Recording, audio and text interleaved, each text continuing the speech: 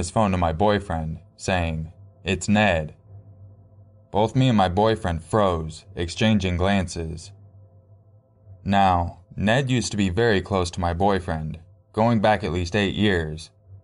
But 6 months back from this time, they had a falling out over who owed what, and my boyfriend had been rather vocal about his anger towards Ned, and he wasn't afraid to express his dislike for the guy to the people in the circle, making it clear that he wanted nothing to do with him.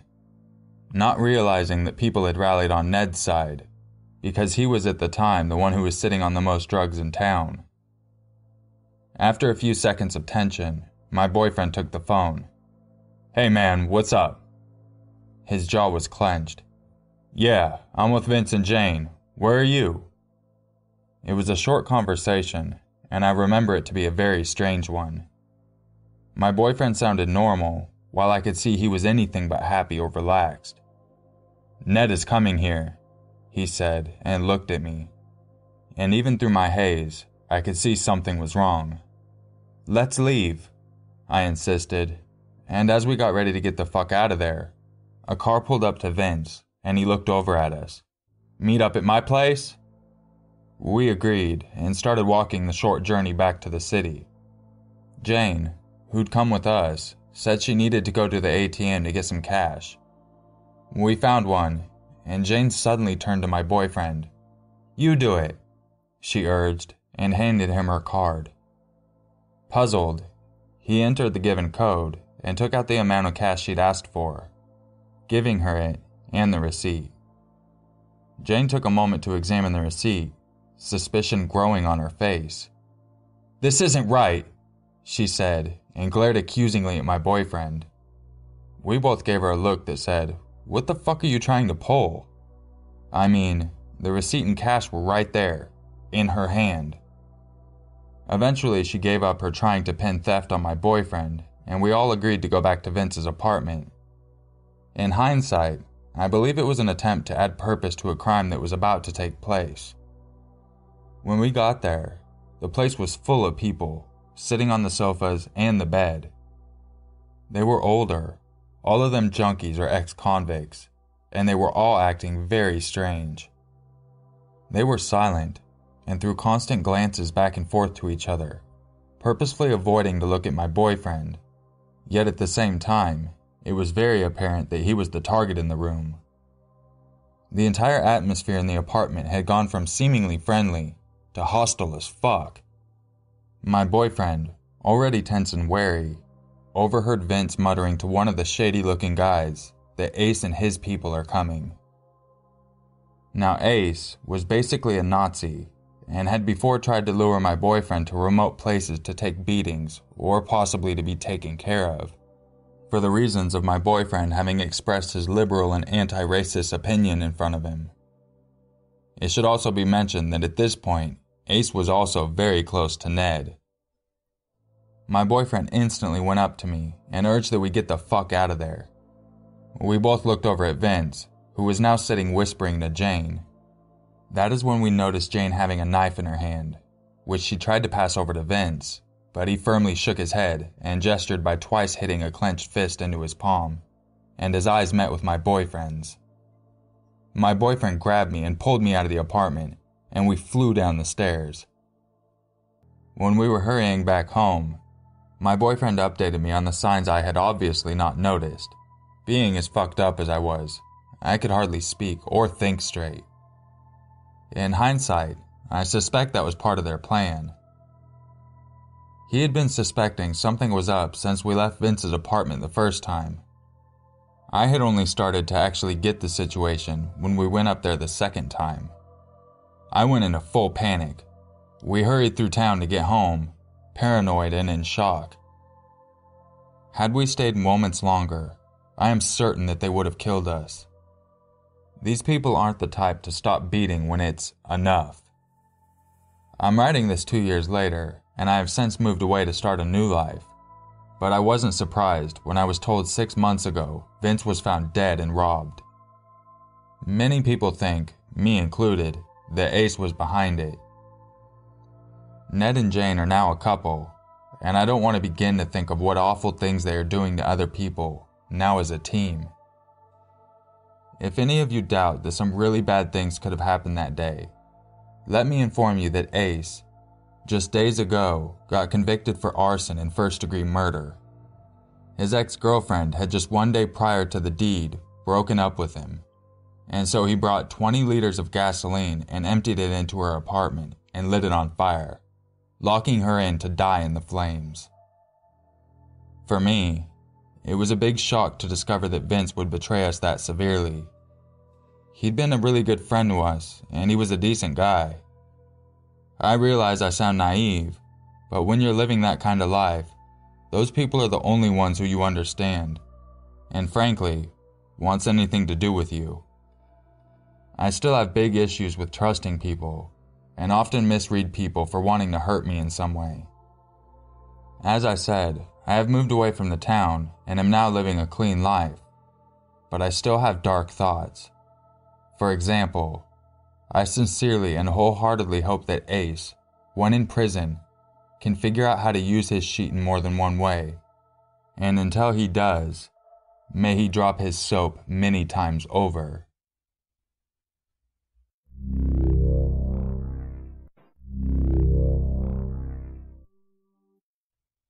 This next story is narrated by Dorset Ghost Mysteries. I'll have an annotation on the screen and a link in the description so you can go over to his channel and subscribe.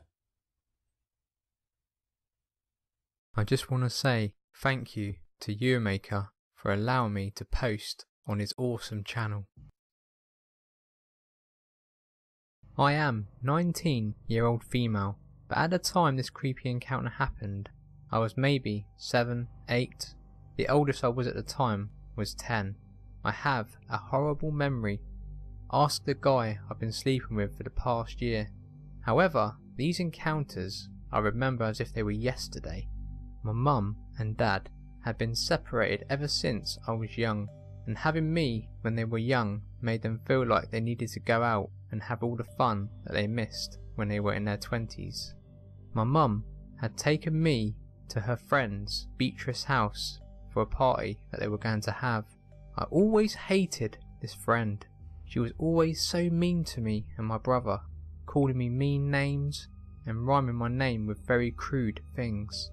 I don't think I've ever told my mum or my dad because I've always been very shy and always wanting people to be happy with me. Arriving at the party, Beatrice immediately called me a mean name and sent me to the bedroom. Her bedroom that locked from the inside. That was where I would be sleeping for the night while all the adults partied downstairs. I guess my mum couldn't find a babysitter in time, or maybe she didn't have money for a babysitter. I don't remember where my brother was, but he wasn't with me, making me feel even more alone.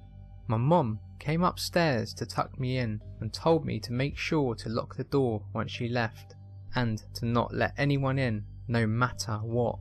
If she needed to come in, she would call my name and tell me it was her. Being the compliant little girl that I was, I swore I wouldn't open the door to anyone. As my mother left to go and get drunk, I locked the door and made sure it was locked. I didn't want my mum to be disappointed in me if the door wasn't locked. After checking to see if the door was locked several times, I went to bed. As I laid on my back listening to the Latin music being played and all the people laughing and obviously having a good time, I slowly drifted to sleep. I awoke to hear the knob to Beatrice's door jiggling, as if someone was trying to come in. That was strange, I thought. I didn't know how long I slept. Maybe it was Mum telling me it was time to go home, but it was still dark out, and I could still hear the laughter and joy that was filling the living room downstairs. The door started jiggling again, but more subtle now, as if the person on the other side knew there was a little girl sleeping on the other side. I froze. I had a sinking feeling in my gut. Instinct, maybe. Even at 7 years of age, I knew that whoever was on the other side of the door did not have good intentions for me. My eyes were strained on the door, or the direction of the door, as there was a wall that blocked the view of the actual door, and if you were to enter the room, you're in a mini hallway going into the bedroom. My eyes had grown accustomed to the darkness, and all I could do was lay frozen on my back, with eyes trained in the direction of the door. After what felt like an hour of this person trying to get in the room, they gave up. I could hear them walk downstairs and rejoin the party. I was terrified. I kept my ears strained to see if I could hear the slightest jiggle of the knob, and my eye trained in the direction of the door. I didn't know what to do. Mind you, I was the shy little girl who also had an adult who would bully her, so going downstairs wasn't an option. Maybe they wouldn't come back. Maybe if I stayed up all night and watched the door, they wouldn't come back. I awoke again to the same noise, doorknob jiggling. Petrified, I laid in bed and prayed that they wouldn't be able to come in. Why did they want to get in so badly? This time was different. It wasn't the soft jiggle of trying to get in and not waking the sleeping girl. It was frantic and terrifying. It seemed like they were on a mission to get in here if it was the last thing they did. Click, they were in. He was in. As I laid in bed, he poked his head from the side of the wall where the door was. "Why aren't you downstairs?" I stayed silent. "Come downstairs and drink." Silence. "You're beautiful. Come." This time I shook my head. "Okay, maybe later, baby." He left. Just like that, I felt my innocence leave my tiny being. I got up and ran to the door and locked it, and ran back to the bed and cried. Thinking back, he could have easily been hiding in the entryway and just closing the door for show, making it seem like he had left and waiting for me to fall back asleep. Thankfully, he wasn't. I tried to keep my eyes open and ear on alert so that if he came back, I wouldn't be caught off guard. I don't exactly remember what happened the next day, but I do remember telling my mum that a man had come into my room last night. I got yelled at for not locking the door, but I had insisted that I did, and that this man kept trying to get in even when the door was clearly locked. I don't recall if I had told my mum what he said to me, but I described him to my mother. A tall man with brownish skin, typical Latin American skin colour. He had glasses with jet black hair, and he was very good looking. I had seen him around a few times, but I never bothered to learn his name, so I couldn't give that vital piece of information to her. I had gone right to bed when he had arrived at Beatrice Place, not seeing a single person at the party. My mother confirmed that someone with that description was at the party, and that she would talk to him and he wouldn't be invited over again. That was the end of that, until a couple of months later, my birthday, an excuse for my mum to throw a party at our house this time. This time my brother was in the house as well. Before the party started, my mum made me sleep in her room because her room was the only room in the house that had a lock. My brother would have to sleep in my room with another child that they brought to the party. As I laid in my mum's bed, I felt uneasy. Was he here? Would the same thing happen? This time I was worried for not only my safety, but for my young brothers and for the little boy that was also sleeping in the room over. I didn't fall asleep this time. I was determined to stay awake, because what if I wasn't the target this time, but it was my innocent brother that had a target on his back? Don't mess with a girl's little brother. I heard my door start to jiggle. Not again, I thought. I knew that he would be here. To this day I don't know how I knew without even knowing who was downstairs at the party. This is why to this day I always count on my instinct.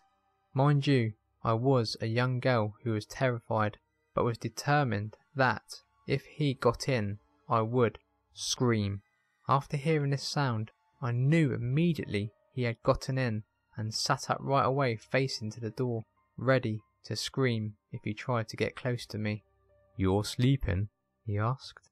I just stared at him, making sure not to breathe too fast or make any sudden movements.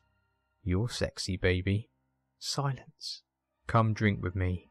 It wasn't a question, it sounded more of an order. Now I thought, "No."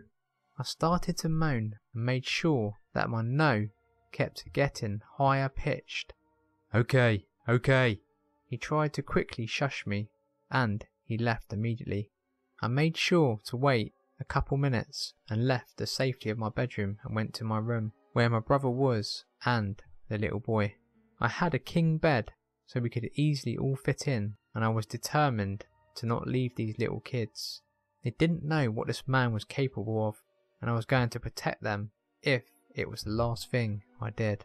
I was wide awake, and it had been maybe 30 minutes since this man with glasses had come into my mum's room, when I heard my mum's voice and another voice getting closer to the door. Yes, my lovely mother was coming to check up on my brother to see if he was asleep, and I knew this was my chance to tell her about the man who came into my room. I got out of bed and started to walk to the door when she slowly opened it and saw me. I froze. Right beside her, talking to my mum, was the man. The man who had come into my room twice now, and who could have easily done horrible things to me. Mind you, at that age I didn't know about sex or rape or anything of the sorts, so I thought he'd kill me. But he was right there. "Why aren't you in my room?" my mum asked, confused. I started to cry hard. "He came in my room," I sobbed. "Who?" the man asked. "You!" I cried harder. "Me?" he said, pointing to himself, as if he hadn't heard me right. "Yeah, I wanted to protect Ethan, Mummy. I was scared he'd come back for Ethan," I whimpered. "She told me you came into her room before." "Go to my room, Delilah, and lock the door," my mum whispered harshly. The whole time, the man denying he didn't do anything and trying to convince her that I was imagining things. I went to my mother's room and laid on my mum's bed, and I could hear my mum crying and telling him to leave. I heard more people talking, and then a few minutes later, the music came back on and I fell asleep. I don't know if he left the party or not, but I do know that no one tried to get in my room again that night. A year later, after telling my dad and him wanting his name and telling me he'd kill him if he saw him, I hadn't given much thought to the man again. My mum and I went to the multicultural building in our town because she needed some paperwork done and whatnot. Walking into the building, I see the man crouched down doing some type of wood work on the floors. He sees us and immediately says hello to my mum, to which my mum says hello happily, and they chit chat for a bit before we are on our way. The man not looking at me once. He maybe said hello to me too, but I don't remember any interaction whatsoever. I was so annoyed that my mum was so chipper and happy to talk to the man who broke into my room twice. But being that good little daughter, I didn't tell her any of that.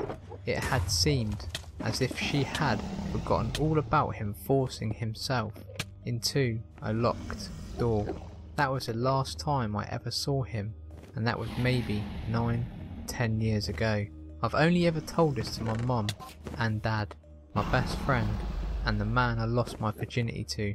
I think that this will always be my most creepiest encounter with anyone.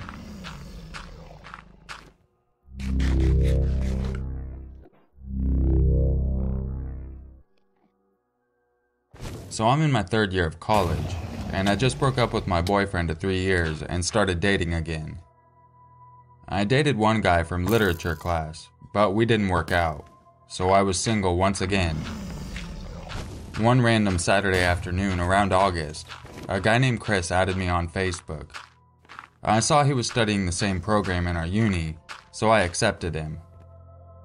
He started to like all of my photos and statuses at first, so it wasn't creepy.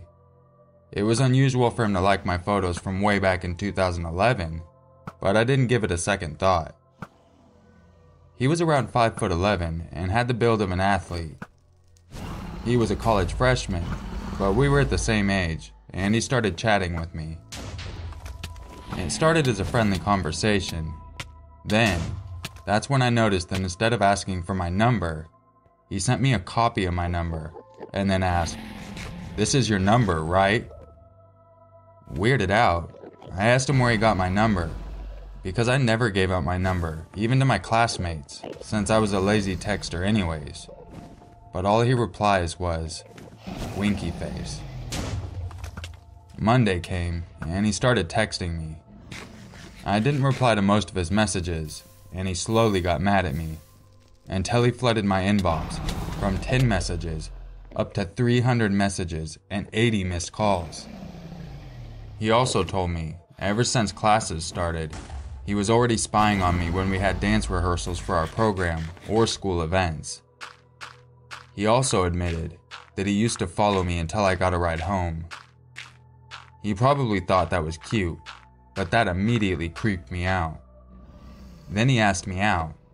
I refused immediately, because I was still not emotionally ready to be in a relationship, and I was already creeped out by him.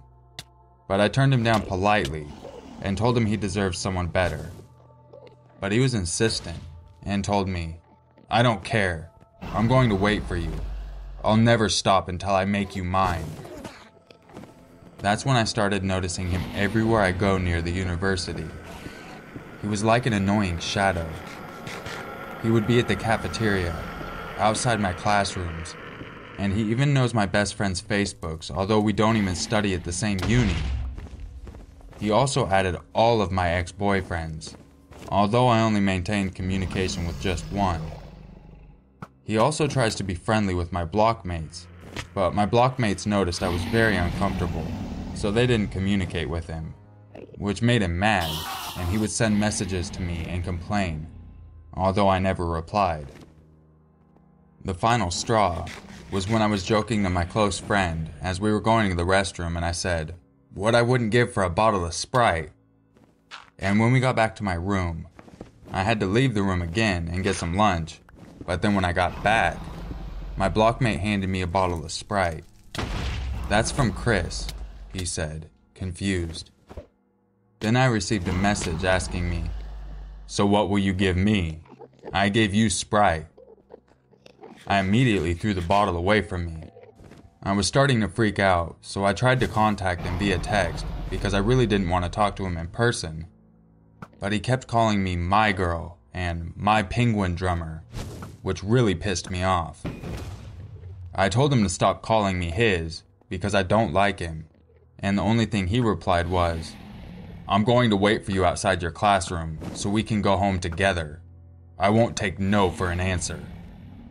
Afraid and nervous, I asked my blockmates to help because I really didn't know the guy, and they told me I should block his number and his Facebook, which I immediately did. Then, I asked the last guy I dated to come pick me up from my room, even just for that day because I was already scared. Thank God he immediately agreed. The next day, I was so afraid to go out of the room. My blockmates were nice enough to buy me lunch and check to see if the guy was there. And my gay friend told me the guy was already waiting. James, the last guy I dated, was looking at him menacingly. When James called my name, I immediately ran towards him, and he wrapped one arm around me protectively. I didn't look at Chris, and I was about to cry. But thankfully, James walked me out of the uni until I could get a ride home.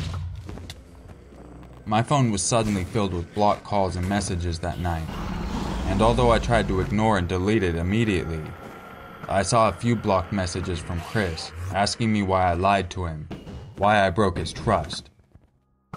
Then, the worst day came. It was a Friday night, about 2 weeks ago, and it was raining hard. It was around 7:30 p.m., and we just finished doing a project for our major subject. And as I walked out of our uni, I realized I don't have anyone to be with when I go home, since most of my friends lived on the other side of town.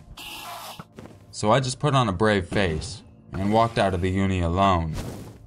Then I heard someone whistle at me right beside the gate, and I saw it was Chris. I tried to ignore him, because it was at least 5-minute walk before I could get a ride home, but I could feel him follow me. I couldn't run because I was wearing heels and it was raining hard. I could hear him calling me, "My penguin drummer! I want to talk!" Please, come here. Please, I miss you so much. I miss the way we talk. I was so tempted to run, but I knew I wouldn't be able to outrun him as he was stronger and faster. And I couldn't ask for help because there were no cars passing at the time. I heard him coming nearer. Suddenly, I saw two of James' friends running towards me with an umbrella. I sobbed right there in their arms as they asked if Chris had hurt me or anything.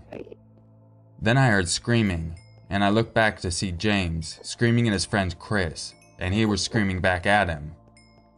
James was about to throw a punch at Chris, but he was being pulled back by his friend. James was telling him off and saying, "Stay the fuck away from my girl." And Chris answered, "No, she's not yours anymore. She's my penguin drummer.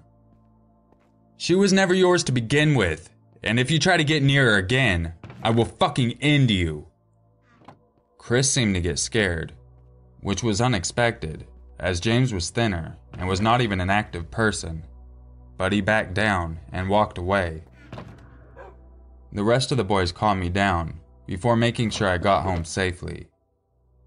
I learned that before James went out of the campus, he noticed that all of the friends I'm with live on the opposite side of town, and I was alone to go home. And he felt something was not right, so he decided to smoke with his friends at the 7-Eleven near our uni and wait for me to get out. The next morning, I managed to talk to my professors about Chris, and they told me they're going to talk to him, and if he does anything stupid or threatening, he's going straight to the dean's office, or something. But since then, I have deleted most of the threatening messages and creepy confessions. They couldn't really punish Chris unless he had done something big again. The weeks after, I still see him in the hallways, or when we are at school activities involving all students from our program, but he doesn't do anything anymore. I already changed numbers and made sure he won't be able to receive any information about me. James and I are still friends. Although he asked me out, he's not pressuring me, which is good. And he makes sure Chris steers out of the way.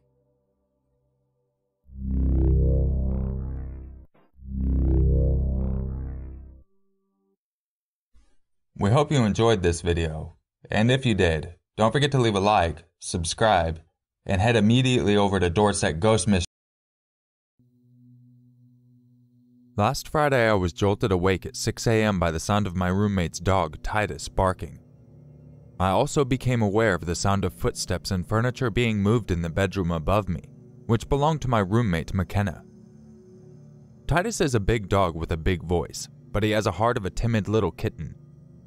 He's prone to the occasional fits of barking if he sees an animal outside the window or if someone comes into the house, so I initially chalked it up to McKenna returning home from the family vacation she was taking that week. I rolled over and figured he'd quiet down after a moment. This time, though, the barking didn't stop after a few seconds, and it sounded much more aggressive than usual. It then clicks in my sleepy brain that Titus wouldn't even be barking if it was just McKenna in the house. He's her dog and he's never barked at her once.